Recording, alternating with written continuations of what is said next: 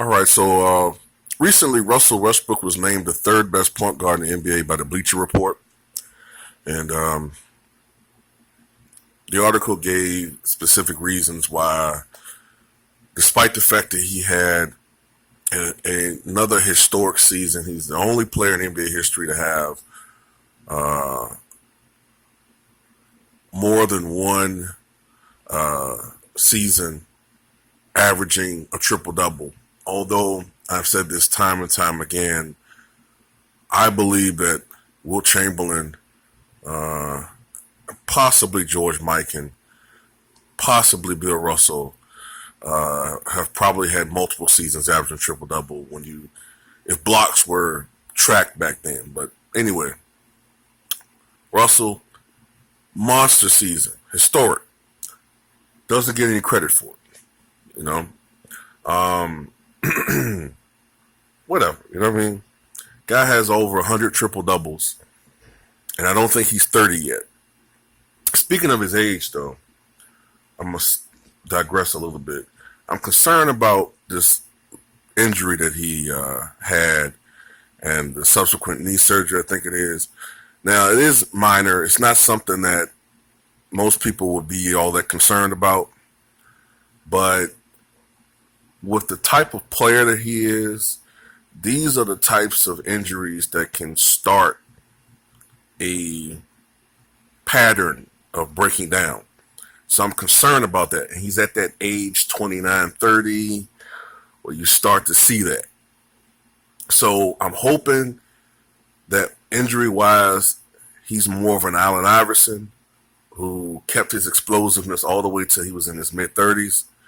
I'm hoping he's one of those types of guys and not one of these guys like a Kevin Johnson who just fell apart after, 1995? You know, KJ really just fell apart from injuries. He was actually dealing with injuries before that, but he really fell apart after the mid-90s. But when he was not even 30 yet, I think he was like 29, 30 when he had that fucked up injury in 95, 96. I think it was 96.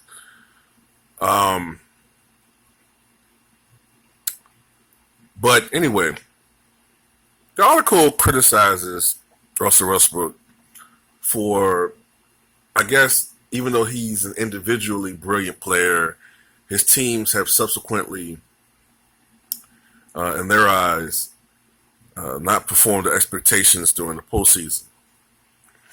Well, let's just remember something, though. You know, we got to remember that even when Kevin Durant was there, I don't remember the Thunder ever winning like 60-something games. You know, weren't there always a team that won like 54, 55, 56 games anyway with Kevin Durant? So the fact that they're winning 47, 48, 49 games, whatever it is, without a guy who in some people's eyes is the second best player in the NBA, that's not, how's that underperforming? I don't know, man. And then, you know, you hear the constant complaining about Russell Westbrook. He's not efficient. He shoots too many threes. He's not a good three-point shooter. Now, you won't get any argument from me that he's not a good three-point shooter. Okay? He's not. But this is my argument for Russell Westbrook. The year that he averaged 30.1 points per game, I think it was, when he led the NBA in scoring, all right, he shot 42.5% from the floor.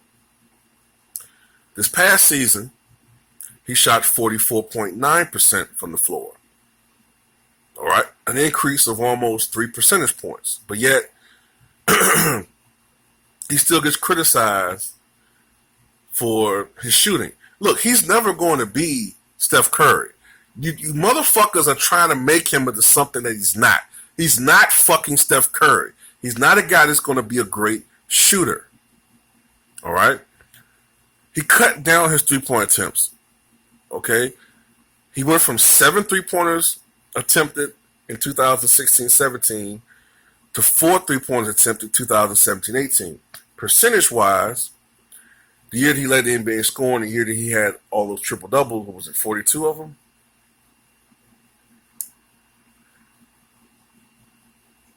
That year, 30% of his 30% of his shots that season were 3-point attempts.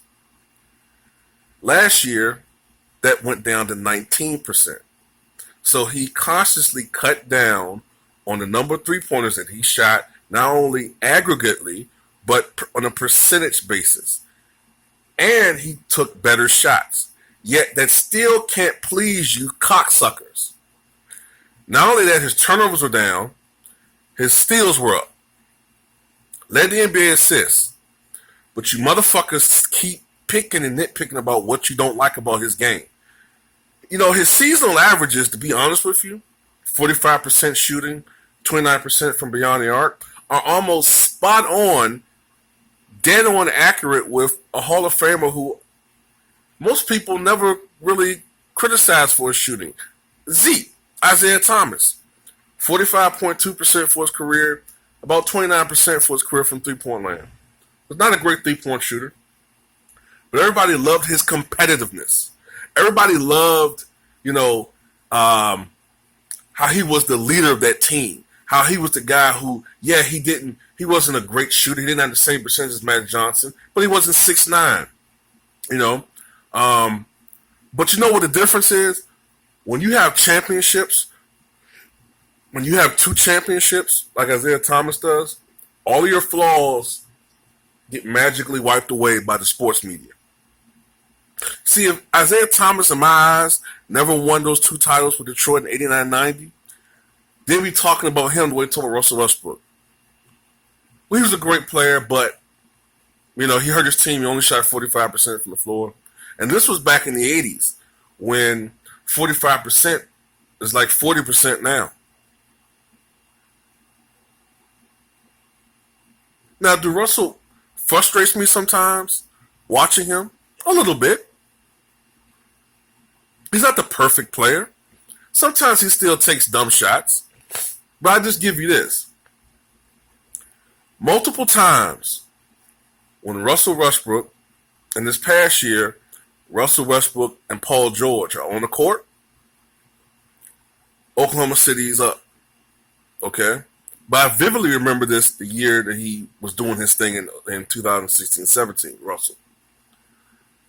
Many times that year,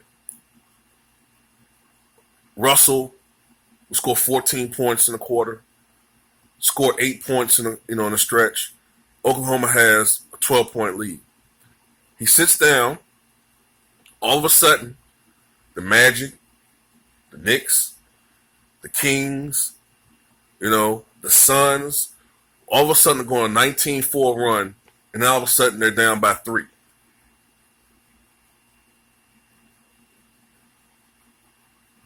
All right?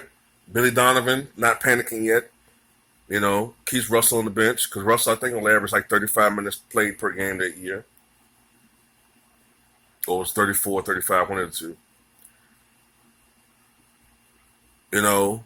Andre Roberson clanking it up. You know what I'm saying?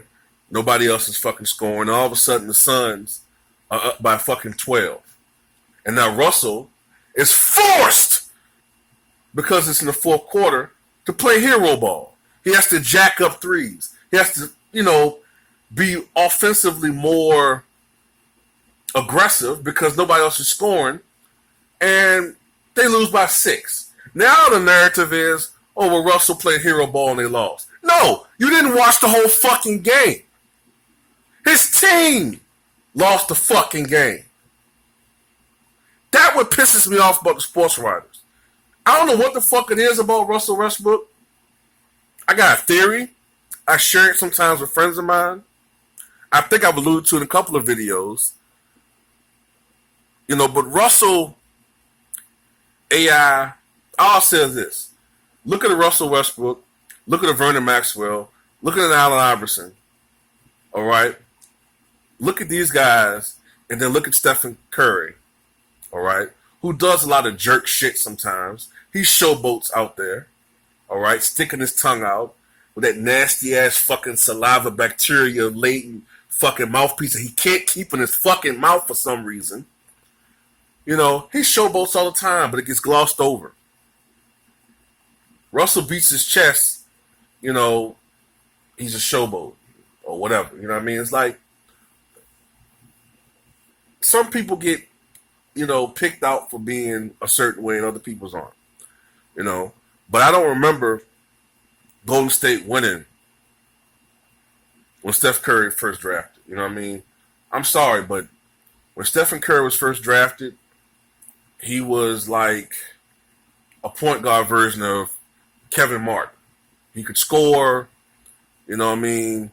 But as far as impacting the overall game, I didn't start seeing this shit until Draymond Green arrived, Andre Iguodala arrived, Harrison Barnes arrived.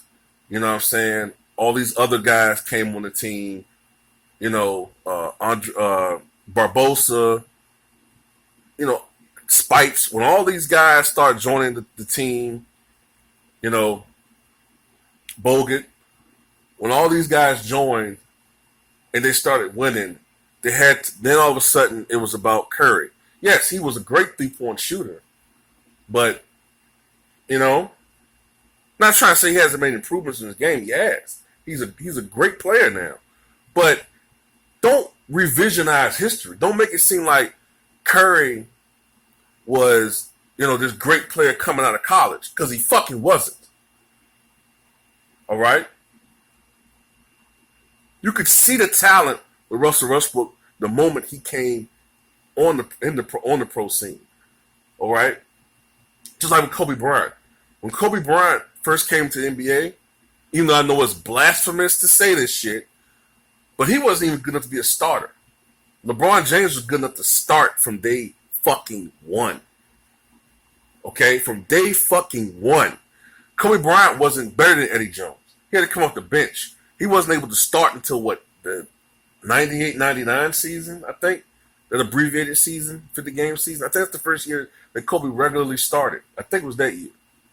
So, I don't trust the sports media for shit. You know what I mean? I haven't really listened to sports media personalities, unless the ones that I really trust their knowledge, and their intentions.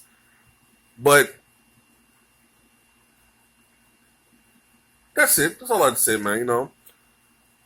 By the way, the article puts Chris Paul and Stephen Curry above Russell Westbrook. Now,